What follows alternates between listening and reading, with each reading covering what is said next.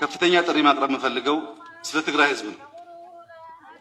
የትግራይ ህዝብ ዲሞክራሲ ይመጣል፣ ሰላም ይመጣል፣ ልማት ይመጣል ብሎ ከማንም በላይ ልጆቹን ገብሯል። አሁን ዛሬ መልካም አስተዳደር ከፍተኛ ችግር ያለው ትግራይ ክልል ውስጥ ነው። የትግራይ ክልል የተለየ ነገር ያገኘም ይመስለን፣ ዲሞክራሲ ያለው ይመስለን፣ የተጠቀመም ይመስለን።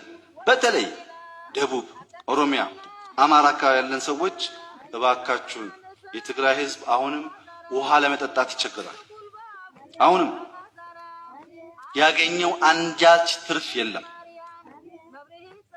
ሮንግ በሆነ መንገድ ጥቂት ሰዎች ተሳስተው ሲያሳስቱን ወለጋ ጫፍ ያለ ጋዝ ነጋዴም ጭምር በስመ ትግራይ መቅጣት ተገቢ አይደለም።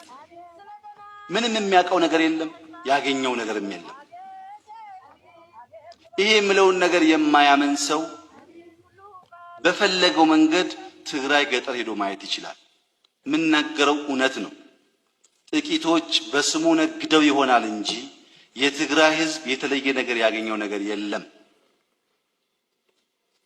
ጥቅምም አላገኘም፣ እምብዛም ጥቅምም አይፈልግም። የተለየ እንዲደረግለት አይፈልግም። ይህን ታሳቢ አድርጎ በየዞኑ በየወረዳው የሚገኙ የትግራይ ተወላጆች የአማራ ተወላጆች አካባቢያችን ሲኖሩ ወይም ቫይስ ፈርሳ ሲኖር ጥበቃ ማድረግ ኢትዮጵያዊ ባህል መሆኑን ማወቅ አለብን። ያብዬ ወደምዬ የሚባል ነገር አይሰራም። ሚስተር ኤክስ ተጠፋ ብለን የማያውቁ ሰዎችም ጭምር በዛ ወንጀል ሐሳብ በጥላቻ በቂ ማየት ለኢትዮጵያ አይበጅም።